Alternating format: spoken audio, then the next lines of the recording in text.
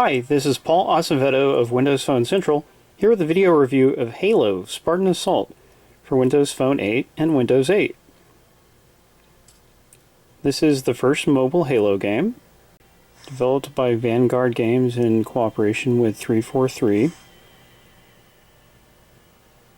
game is broken up into 5 sets of 5 levels each. Before you can start the mission, you have to put both your thumbs in the right place. This is a defense mission. I've got to survive for 3 minutes 30 seconds approximately. Fighting different Covenant guys. I can tap up here to switch between my 2 weapons. If I want to melee somebody, I push the use button down here. It will melee up close or pick up a new weapon.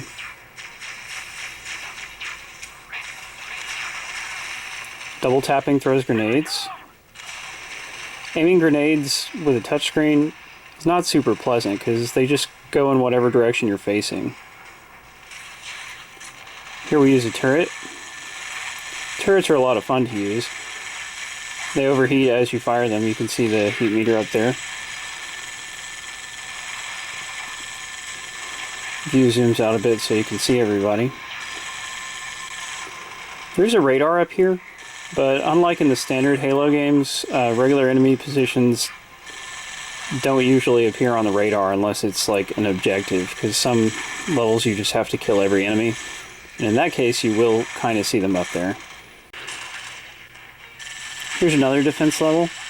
In this one you're actually trying to prevent the gates from being destroyed. It has a life meter. There's other levels where, there will be other levels with objectives like that where you just have to help a human character or a vehicle survive.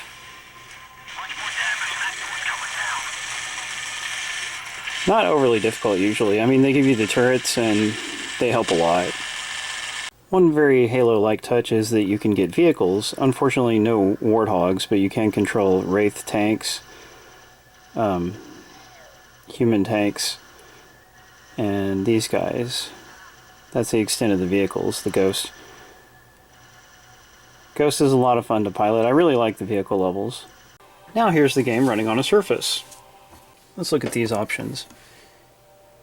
You can buy credits with real money. It goes decently far, I guess. A $5 pack would anyway. Then you can spend that on boosters like a score booster and damage booster, which will help get certain achievements for gold starring a level. And there's a couple of unique armor abilities as well. You do not have to spend money on credits to get the achievements, thankfully. If you're good enough, you'll be fine. There's different skulls. You can hide certain HUD elements. Have weapons picked up, give you less ammo. We'll just go with one skull. And that increases the experience that you get as long as you successfully beat the level.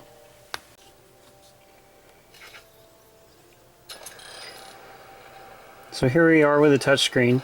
You can see the view is zoomed out more, so kind of makes things easier to play because you can keep up with the enemies a little better.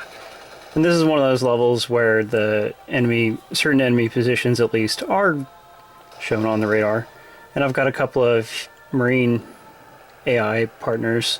They can be killed. The buttons are in different positions over here. To switch weapons, you press this one. Switch grenades down here, or it's on this side too. And to toss grenades, you push the grenade button when you're facing whatever direction you want, instead of having to double tap. Here's armor ability. Here's the use button. I can hop in and take this turret from the enemy, and then shoot at them.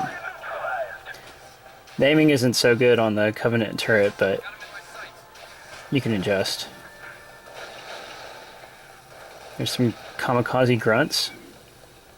Now we'll play with mouse and keyboard.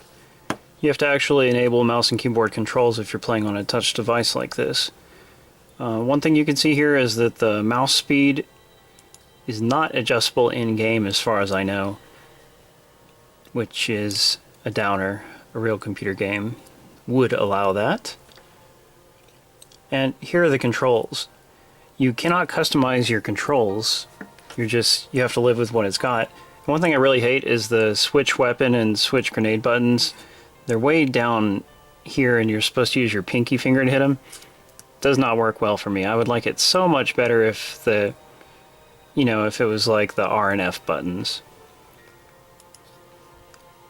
Microsoft is also going to be patching this to support the Xbox 360 controller. At present, it does not support it. Now, there isn't much of a story. When you beat the 5th level of any group, you'll get a short little digital comic style story with some narration. But otherwise, you just got these little text scrawls over here. This would be in the phone version too, of course, since they're content identical.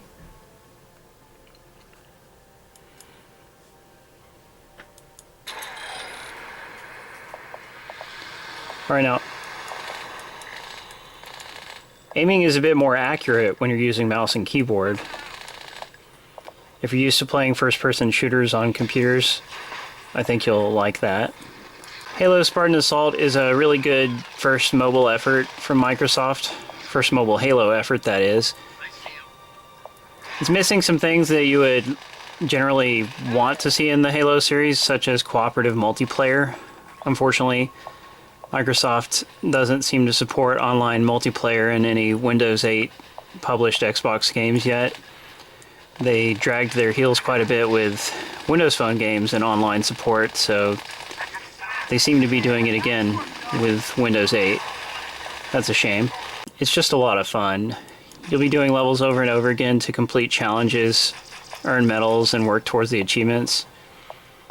And gold starring all the levels, that's going to be a time-consuming process for many players. I find this game to be just a little bit too hard, compared to regular Halo games at least. But that does add some to the playtime of what is otherwise a pretty short game. Another thing I should point out is that the game on Windows Phone or Windows 8 uses cloud saves, and it supports play, pause, resume, which means that your save file automatically transfers between both versions. It's really neat. You can just unlock all the levels on one version, and then they'll still be unlocked in the next version, and a lot of the achievements will automatically unlock. Not all of them, but a lot of them. So like getting all the medals, for instance, that carries over between both versions, so you don't have to do the same task twice. But you do have to buy each version separately.